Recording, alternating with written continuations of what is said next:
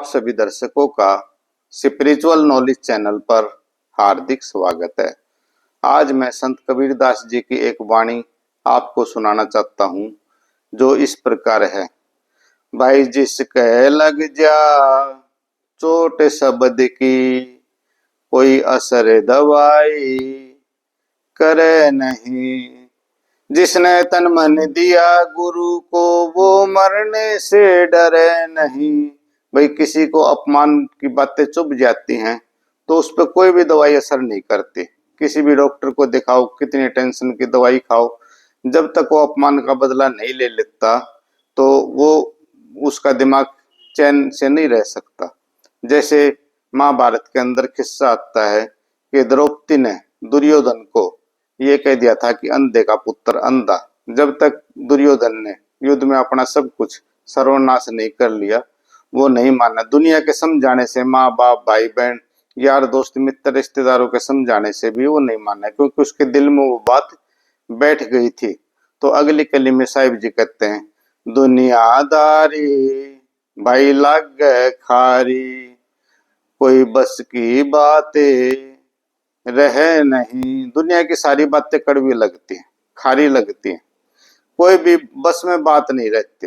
भाई उसका मन जो है ना आउट ऑफ कंट्रोल हो जाता है, और जब तक वो उस अपमान का बदला नहीं ले लेता, नहीं उसको चैन पड़ता। तो आगे क्या, सतगुरु हरदम रहे साथ में, दिन और रात चैन पड़े नहीं। बेशक से सतगुरु भी साथ में हो, फिर भी दिन रात जो है ना वो व्यक्ति बेचैन ही रहता है, क्योंकि वो बात दिल दिमाग से नहीं निकलती। वो मन सदा जीतेंगे भाई जो अपने मन के वश में नहीं रहते। व्यक्ति को जो है ना अपने मन की सारी बात नहीं माननी चाहिए, क्योंकि मन लोभी लालची और चित चोर होता, पता ना क्या क्या सोचता रहता है। अपने मन को अपने ऊपर हावी नहीं होने देना चाहिए। हद में माया जाल बिछाया, बसे कर्म के वश में। तो माया जाल के अंदर जो है आदमी इतना फंस जाता है, इतने काम धंधों में फंस जाता है कि उसको एक मिनट की भी चैन फुर्सत नहीं मिलती। आठों पहरे रहे आलस में, ध्यान गुरु में धरे नहीं।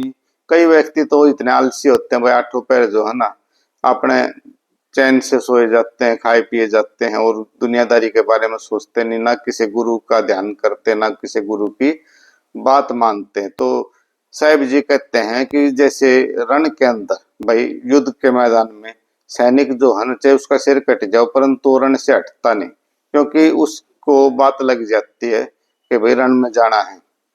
चाहे कट कट सी से पड़ो धरती पर, नारण से सूरा हटे नहीं। तो साहिब जी कहते हैं कि सैनिक जो होते हैं अपने देश की रक्षा के लिए, अपने देश के आन बान शान के लिए कुर्बान हो जाते हैं, चाहे उनका सिर कटो, वो युद्ध भूमि से पीछे नहीं हटते।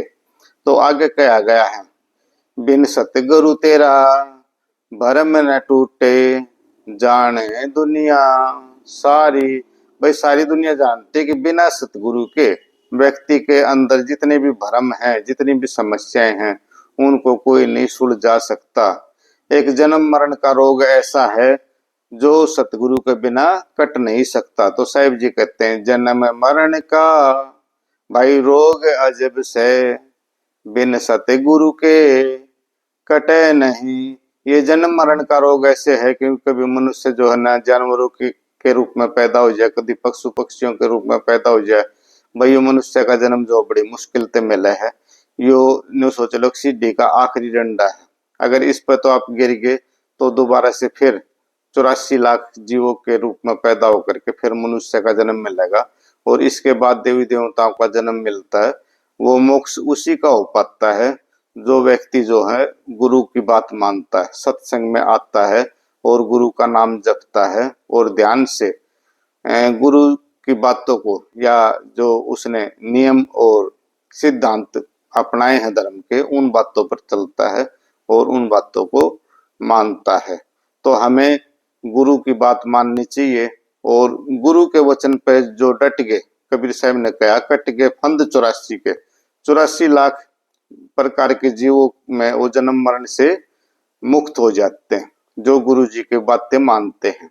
और जो गुरु जी की बातें नहीं मानते तो ऐसे ही भटकते रहते हैं। भाई आवागमन है इस दुनिया में, मर गए फिर जन्म ले लिया।